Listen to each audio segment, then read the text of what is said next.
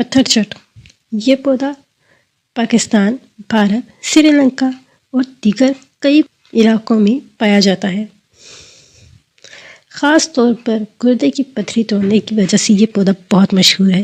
گردے کی پتھری توڑنے میں مدد کرتا ہے، یورینری ٹریک انفیکشنز کو ختم کرتا ہے، درد و سوجن کو ختم کرتا ہے، جگر کی صفائی کرتا ہے۔ یہ ارکان کے لیے بہت بینیفٹس ہیں اس کے۔ خون صاف کرتا ہے، کیل مہاسوں کو دور کرتا ہے، جلد کو صاف کرتا ہے، بد ہضمی، گیس اور قبض کے لیے بھی بہت فائدہ مند ہے۔ معدے کے امراض کے لیے بھی بہت اچھا ہے۔ پتھر چٹ کے خشک پتے 1 چمچ 1 کپ پانی میں 5 منٹ تک ابالیں اور اس کو نیم گرم پی لیں۔ دن میں 1 دفعہ پیا کریں۔